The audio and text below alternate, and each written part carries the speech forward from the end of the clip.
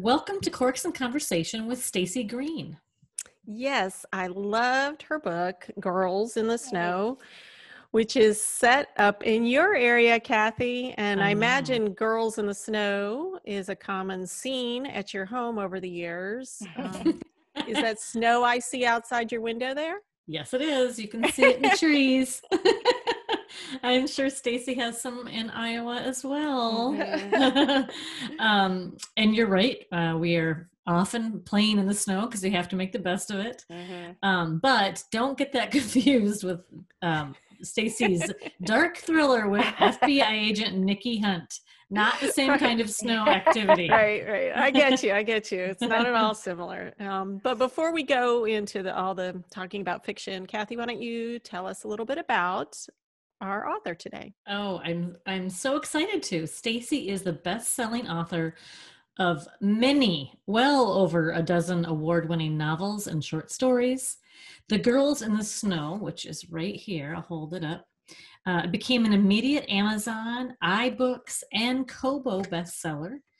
The second book in the Nikki Hunt series is called One Perfect Grave, and it is available for pre-order right now, and it releases in February of this next year.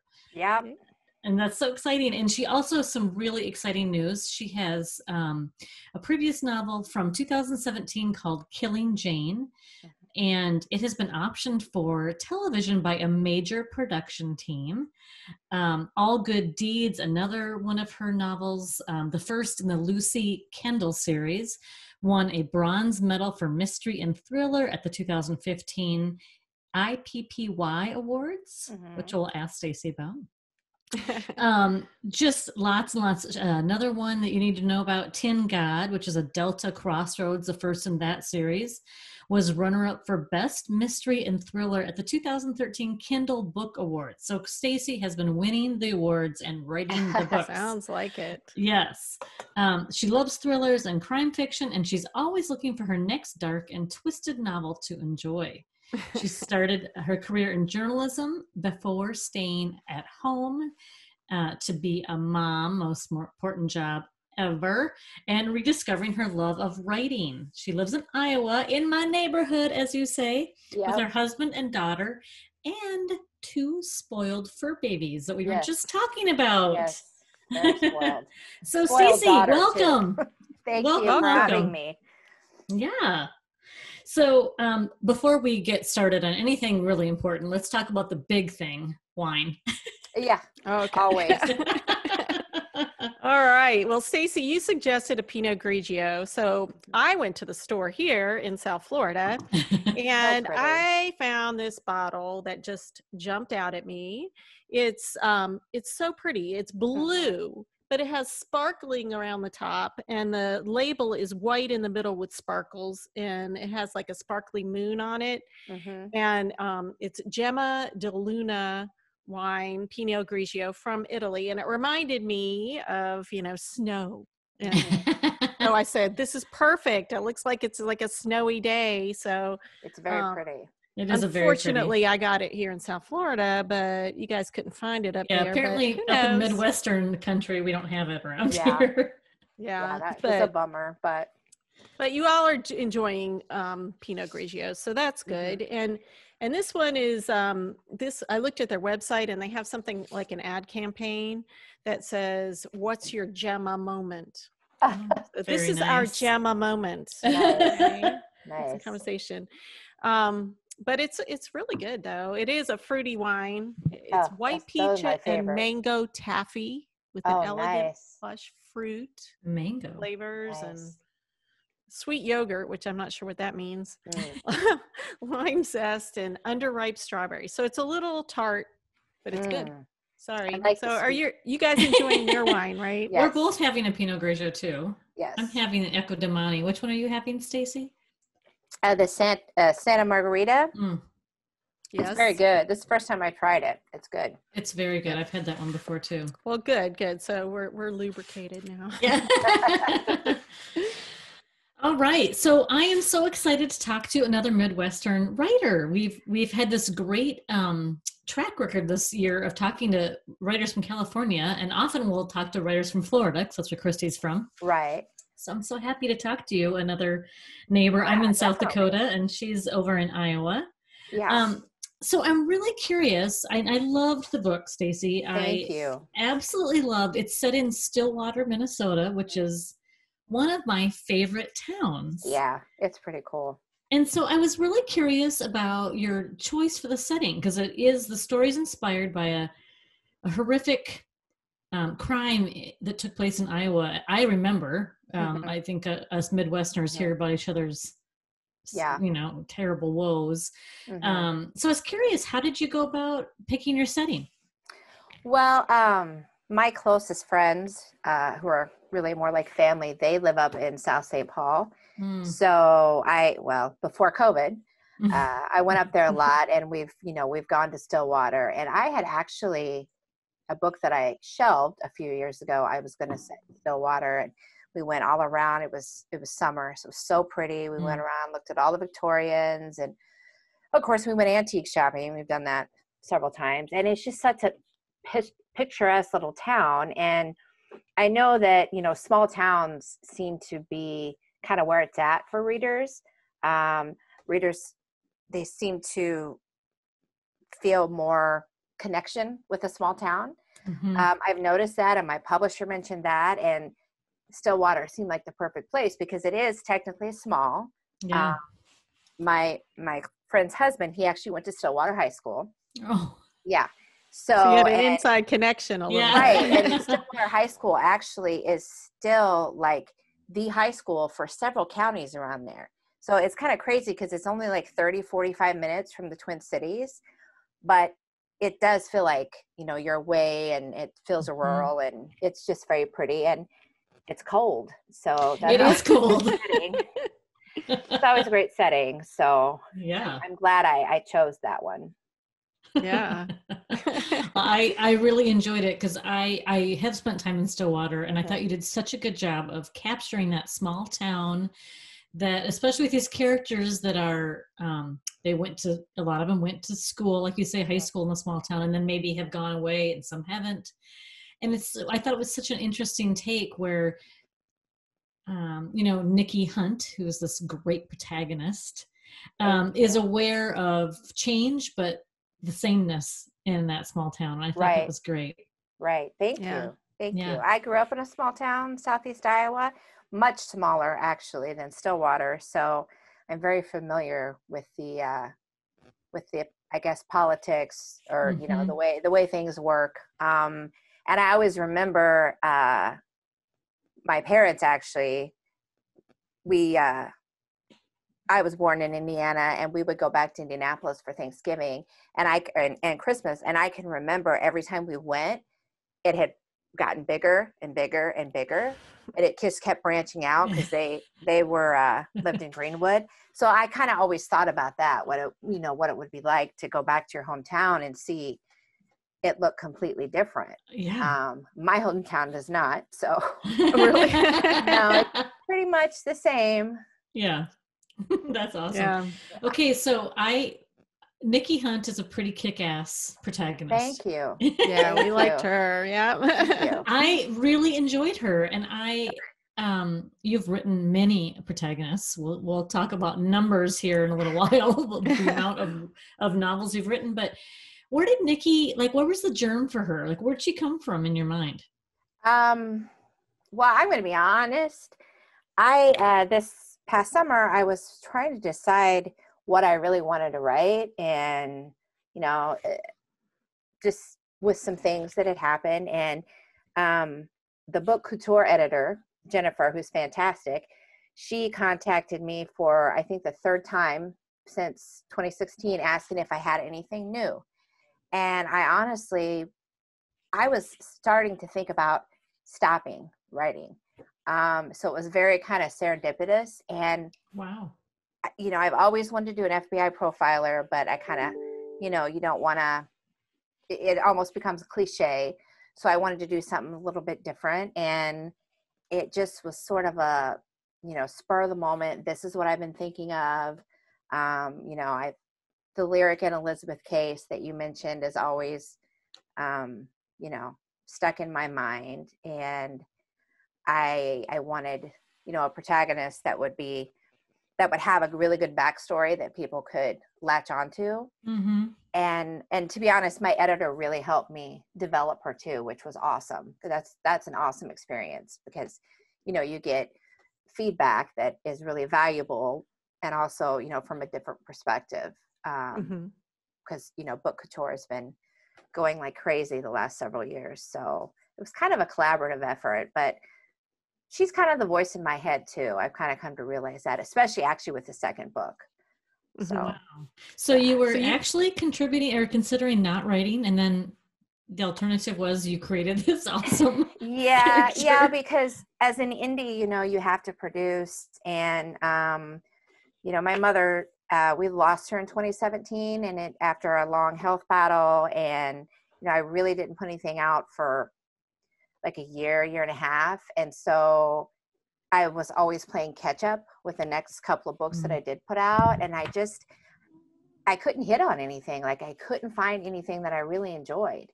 And then that email came through. So I knew right away that that's what I was supposed to do, which was awesome because take forever to make a decision and second guess myself a lot. So I can't even imagine because you're so prolific. And what astonishes me is you said last summer you came up with this?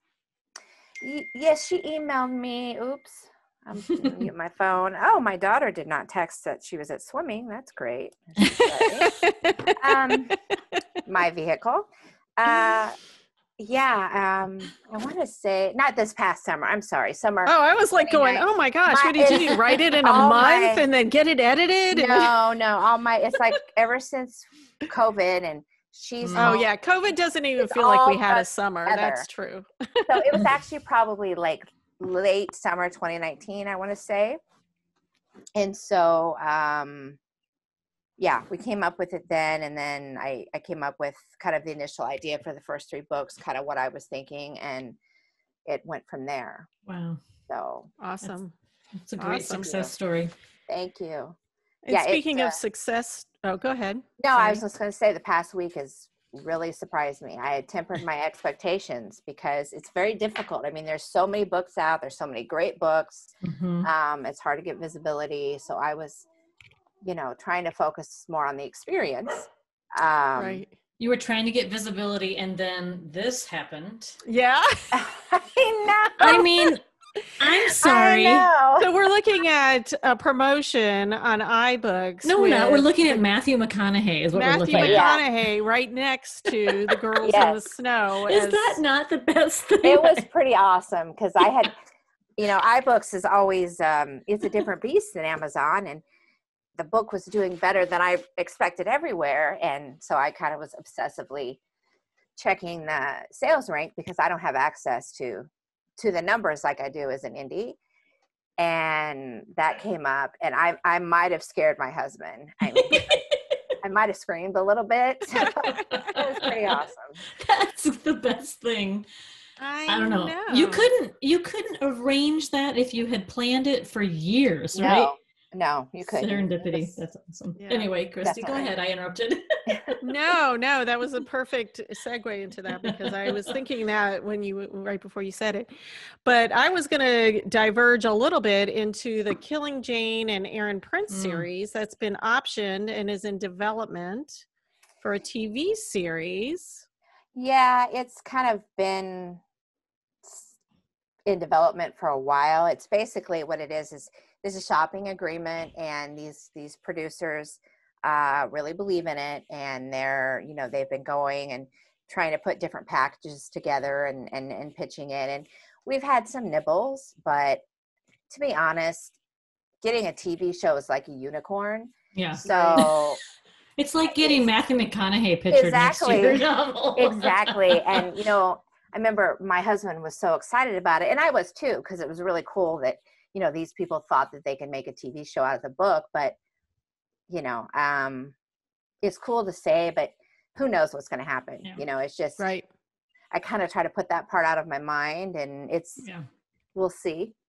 Right. I know we have heard from authors sometimes, and our sound editor, he's a filmmaker from NYU, and he he keeps telling me, it's hard. It's hard. Yeah. So. Well, and now, especially with everything, for the past few years, studios don't want to take nearly as much risk, which is why we're getting remakes. And so they just remake everything. Exactly. Yeah. So yeah, we'll see what happens. I mean, if it does, it's just a wonderful bonus. Right. Christy, I think it's a good time for us all to take a drink of wine and ask Stacy the question in the bottle. So Stacy, we have this thing where we like to ask our guest authors a question in the bottle. Might be a question that you might get to at the end of a bottle if you've been drinking all of the wine. But anyway. All right, let's see. Okay, I'll preface this by saying pretend like the pandemic isn't going on. Okay. So, if you could travel anywhere in the world this weekend, where would you go? Oh my gosh. That's a fun one. That is a fun one. Any place. Probably Bali. We talk about Bali a lot. Have you been? No, we haven't. Bali or Bora Bora. I mean, if I could just do whatever I wanted, those would be, I'd love to just be out on the water in the warm and not worry about anything. I got to tell you, that's wonderful. I haven't been to Bali, but I have been to Bora Bora, believe it or not. Oh, really? Yeah. I got lucky from my ex's career as working with a cruise industry, and oh my gosh, I could live there. I could escape there. The question really is, why aren't we living there right now? Is the question that I have for all of us. That's a good point, because probably we would not be worrying about COVID. Probably not. No. That's a great answer, though. That a beach vacation sounds really good right now. My husband had just mentioned a couple days ago, he's like, we should think about a vacation. I was like, why? Like, why torture ourselves? He's like, just hope. Like, Are you into yoga or anything, Stacy? I should be. I'm kind of sporadic.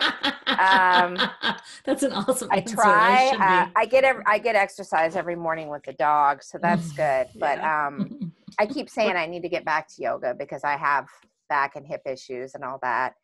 But as for a vacation, it reminded me, September, right after I actually turned the draft of the second book in, we actually took a trip up to northern Minnesota, and it was this private island on Antler Lake, and it was just this little island, 5 square miles. We had it to ourselves.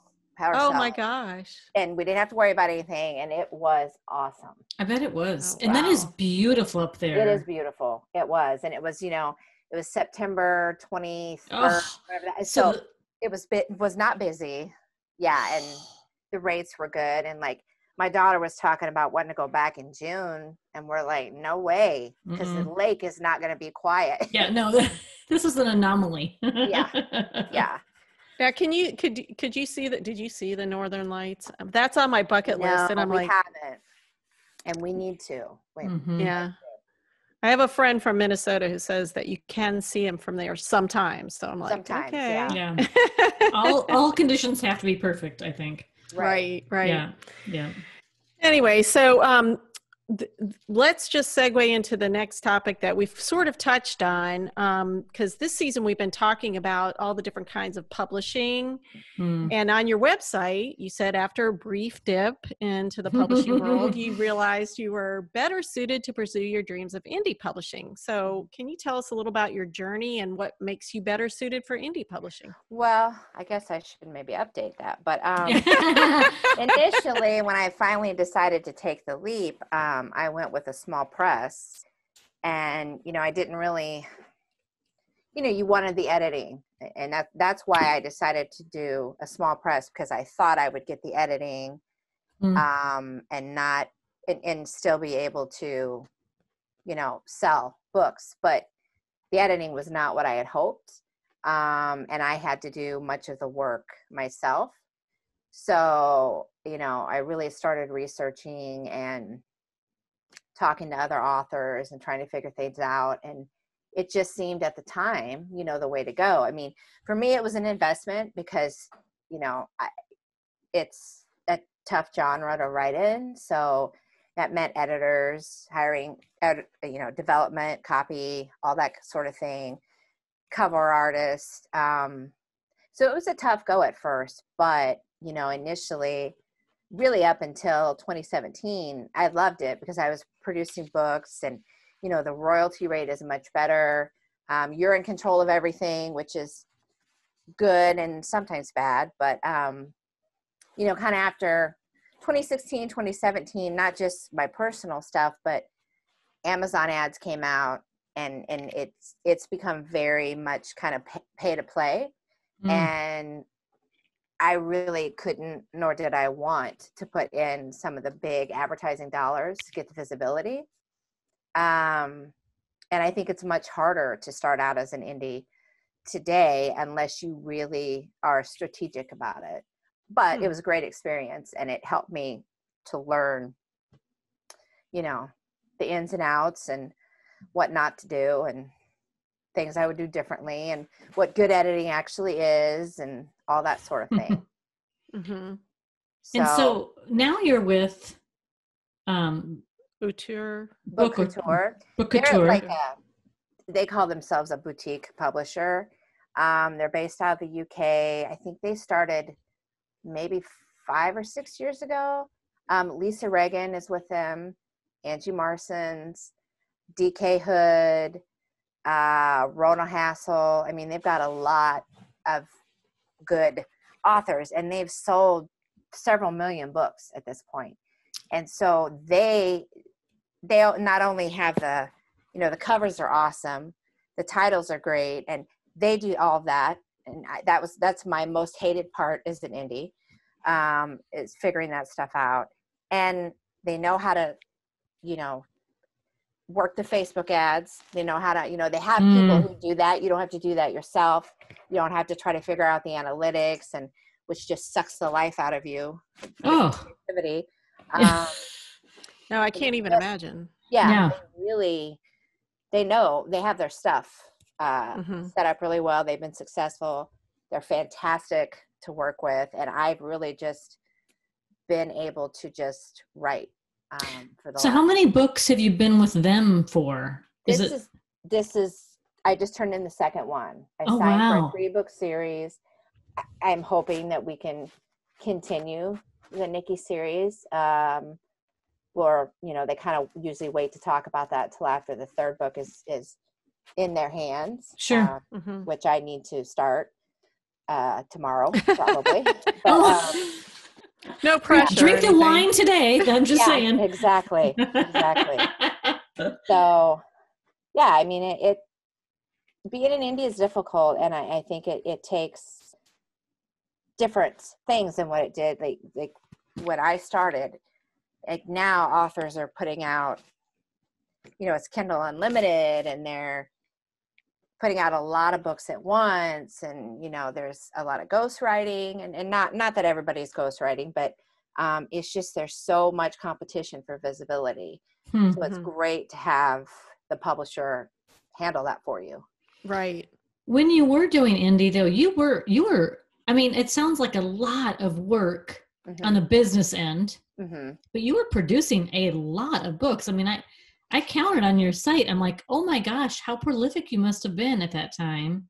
I think I was, although there are some authors that are even more prolific, and I don't know how they do it. But yes, for a while it was because, I got the Delta series done, and then I got the Lucy series done. And, being an indie, it's that first book free, which is not my favorite thing, but at the time it made all the difference. And then you get a BookBub ad and it goes out to their hundreds of thousands of subscribers.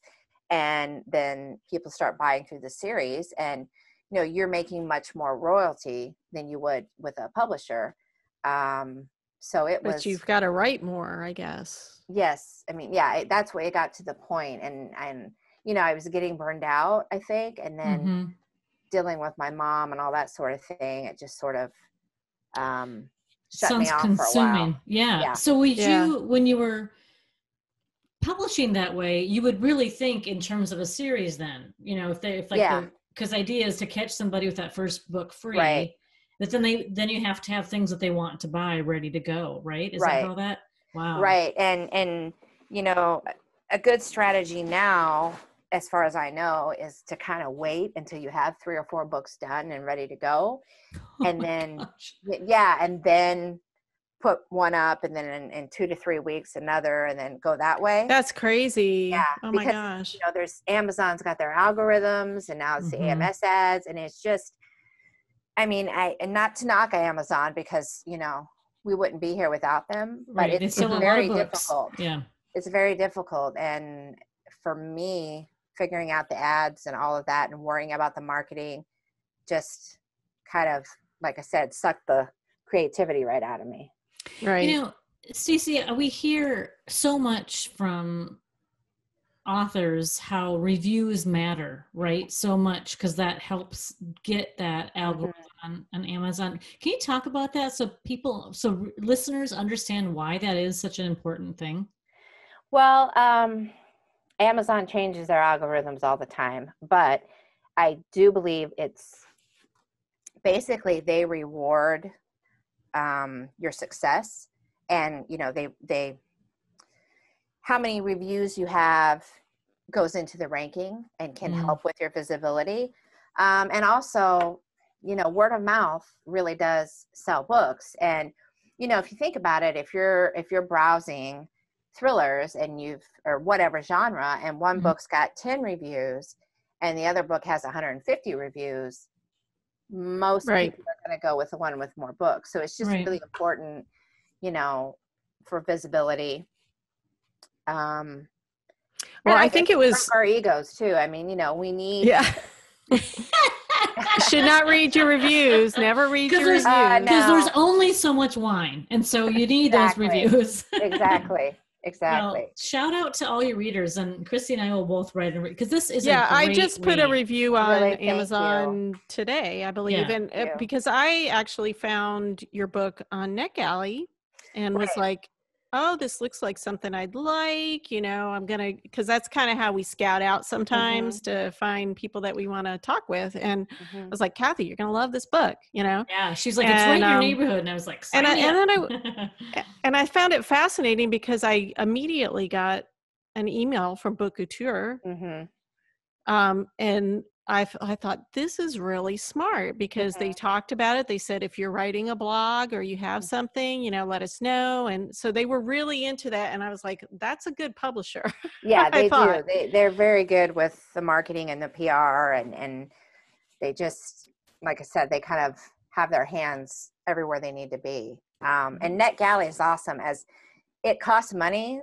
And as an indie, I was always kind of on the fence. I did a couple co-ops where, I shared with some people, and I just never got that many reviews. So I've been shocked at how many, because I think it ended up with like 168 reviews on NetGalley. And wow.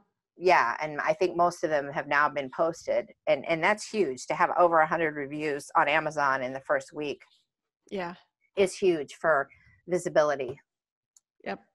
Because when I went on today, it was over 100. I was like, yes, awesome. I know. I was shocked. I've been shocked the whole week. It's such a, the other part of my life is business world, right? And so I think more and more the creative world of writing and other creative endeavors and the business, you can't ignore the realities of, you can't just say, I'm just going to write. No, you can't, unfortunately. It's just, no. And it's, it's a strange thing to require both of people, because not many people, I think, are great creatively and in the business mind, at least. But I still think you must write a lot, because I can't even imagine writing. So, how many books a year would you write at a point? You were writing what? 4 or something? I'm 3 or 4 back then. It's been a little different this time around, and part of it's me, part of it's COVID. or COVID. Yeah, but mm-hmm. But I'm trying to slow down some. Do you have like a set routine? Like, are you a routine person, or how did you do that? Like, what worked? I'm a routine person in my mind. Like, I like to know what I'm going to do, but then it never really works out. Cause like, I notoriously, I hate rough drafts. I hate the first draft, and I put it off, and I whine, and I change the plot and go back and forth. And I inevitably come down to the wire, and I end up writing like 20 or 30,000 words in a week. And, you know, I say, I'm never going to do this again, but cause I figured out how to plot. I really know what I'm doing now. And then it happens all over again the next book. So it takes a lot of self-discipline. And I guess sometimes I struggle with that too, because, you know, you're home. Well, don't beat yourself up, because we've interviewed a lot of authors, and I can tell you, you're very prolific in a very short period of time, and it's quality, because at least the ones we've read, because, you know, most of the time I mean, it might take years for somebody to write a novel, you know? Right. And there's nothing wrong with that. I think it's a different And process. I think the first one's always the hardest, because, you know, and so that takes the longest, but. And you improve too. Like, I mean, the editing with Book Couture has been so good, but I've also, you know, improved as an author a lot from 2012 when I wrote Tin God. And so it's kind of cool to see the progression. But then also you're like, man, I hope readers don't go back and read those early books. And like, that's like us with the podcast. Don't watch the first one or listen to the first one. We didn't have it visible. Thank God. I know, right? Yeah. I think those first 2 episodes got lost. I'm not sure what happened to them. It would be stressful. They were fun, but yeah. It's hard to do that. I mean, it's a hard it's hard to just start and know that you're going to get better, and someday you'll look back, you know.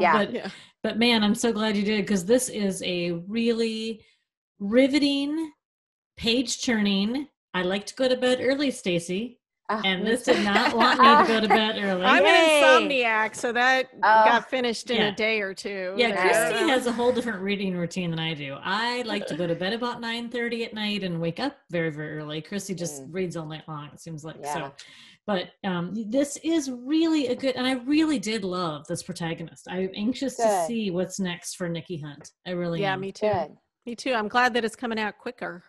Yeah.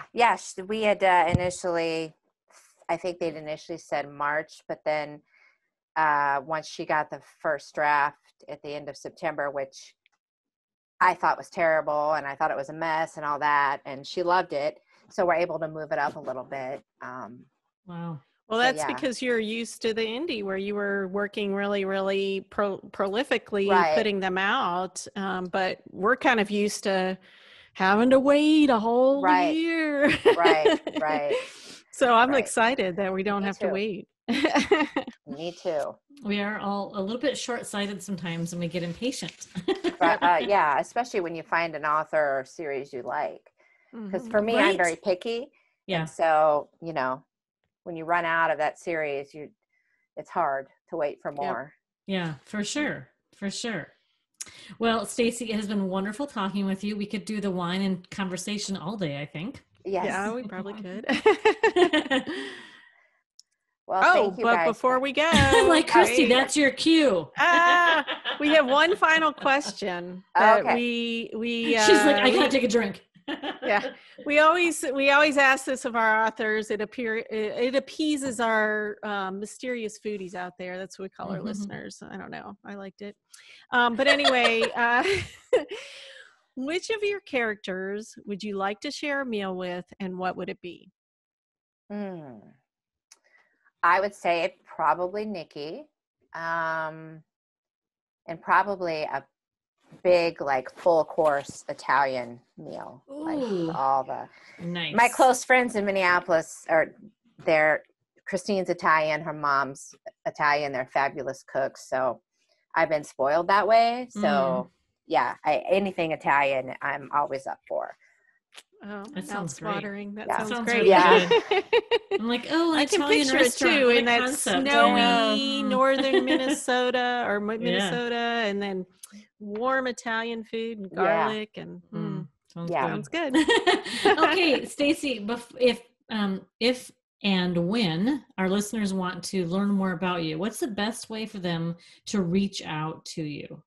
Well, I do have my website, which is stacygreenauthor.com. Also my Facebook. That's probably like where I'm most active.